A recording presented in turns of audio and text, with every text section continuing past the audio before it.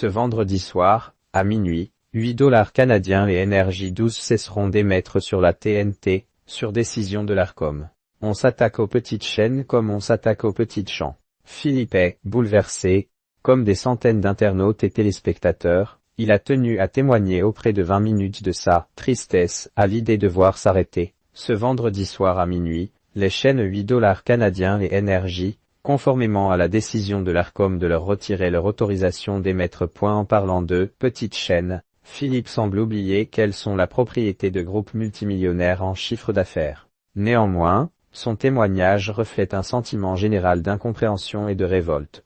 On perd une chaîne sympathique à cause de 3 ou 4 idioties d'Hanouna. C'est injuste, tranche Bérangère. Comme cette jeune grand-mère, de nombreux adeptes de 8 $ canadiens et Énergie 12 regretteront avant tout des émissions qui n'ont rien à voir avec Touche pas à mon poste.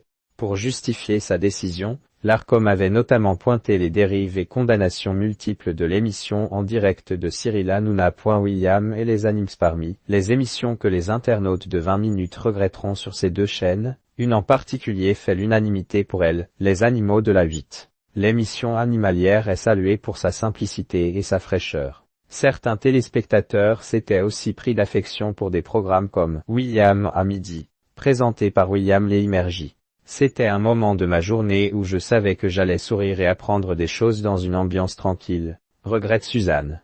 Parmi les programmes cités, figure aussi Direct Auto, sur 8 $ canadiens, et Fan des années, sur Énergie 12.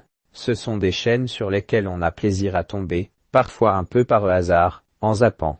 Il y avait souvent des divertissements agréables, qui ne se prennent pas trop au sérieux. C'est rafraîchissant, raconte Anne qui craint ce qu'on va nous mettre à la place. On va être complètement paumé. Opposition frontalaise. Le ton général de celles et ceux qui regrettent la décision de l'Arcom est teinté de défiance à l'égard de l'institution de contrôle de l'audiovisuel, et des instances gouvernementales ou officielles en général. Dénonçant un complot, Jacques va même jusqu'à imaginer que l'arrêt de 8 $ canadiens et Énergie 12 sert un bourrage de crâne politique. À l'opposé, de très nombreux téléspectateurs saluent la fin de 8 $ canadiens et de ses programmes débiles et violents, selon Marie, et qui font l'apologie de la stupidité et encouragent la loi de celui qui gueule le plus fort, selon Benoît.